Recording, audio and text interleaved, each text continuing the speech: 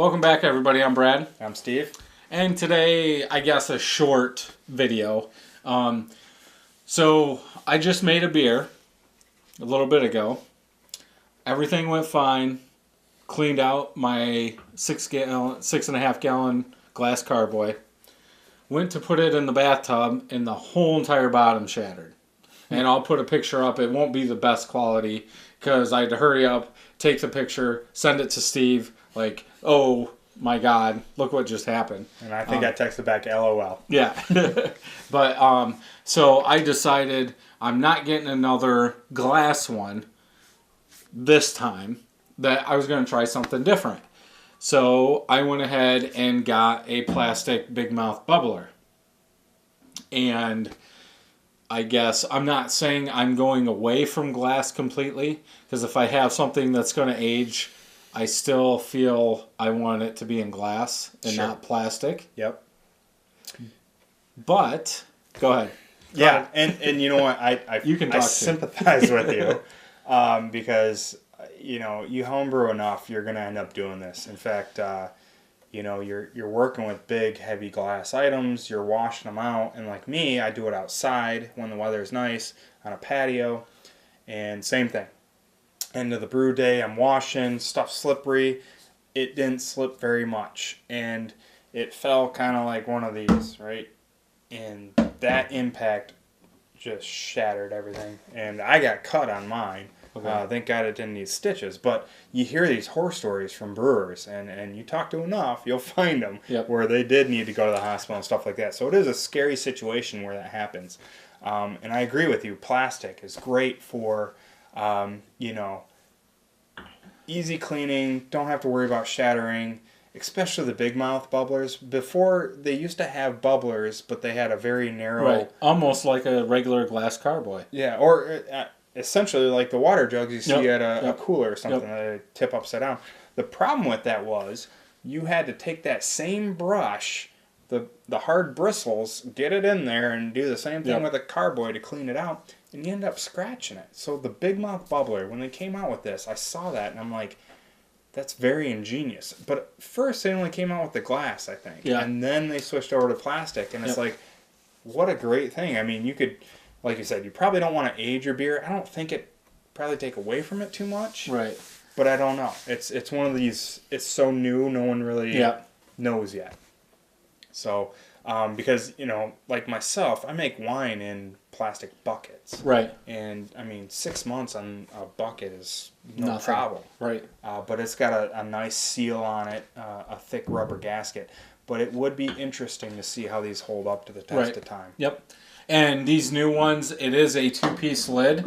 So if you unscrew it, it does almost, it's like a canning jar. Mm-hmm. It'll position itself when you put that on there. I know this isn't big, but for me, I guess I was too lazy to fill a pitcher up of a gallon of water, then keep doing it and put markings on my glass carboy. These do come with markings all the way up to 6 gallons. And what I like is it's on both sides. So you got two spots where the markings are. Because for me, I do have the 5 gallon mark. That's it. Okay. So I have to estimate roughly when I take it out of there and put it into a keg and say, it looks about 5-ish. Yep. And plug that into the homebrew calculator, the beersmith. And sometimes I'm sure I'm off. Yeah. So... it would be nice to have that up there too. It also helps as well as if this is my secondary container, so I've already transferred off the yeast and I don't have much sediment at the bottom, and say you're bottling. Okay, well now I can look at my markers and say, okay, I've got 5.25 ounces. This is how much sugar I need. Gallons. Yeah. This is how much sugar I need ahead of time, because you have to boil that sugar ahead of time, because like for me, I had to switch over to the little tabs of sugar, like cubes almost, because I couldn't dictate how much that was, and then when I got it in my bottling bucket, which has this, it's already too late. Right. Like I've already had to add the sugar, so I'm already off. So I've had the bottle bombs, and not quite exploding, close, and I've had the flat as your other beer we had. So I think this is a really good product. I think it's going to be around for a while, and I really don't see a downside yet. Right. We'll have to wait and see what the comments say, but go to Northern Brew, check it out. Yep. I know other places are starting to get things like this, but right. they really seem to have some cool cutting-edge products. Right. But also the other thing I wanted to talk about is this is $30. Okay? So it's cheaper, I guess, from what I can find for glass 6.5 gallon carboys. But I'm almost thinking if I'm going to this, okay, I'm probably going to step back and just buy buckets. You can buy a bucket with a lid. Yeah, for Go to your local homebrew, you can get them even cheaper. Yeah. So if this is going to work at $30, obviously a regular bucket is going to work at less than $8. Yeah. So why even go with this?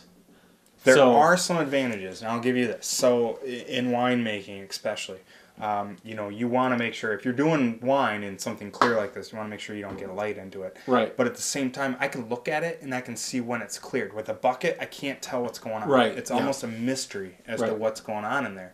That is one of the advantages I do like about glass and, clear plastic. Yep.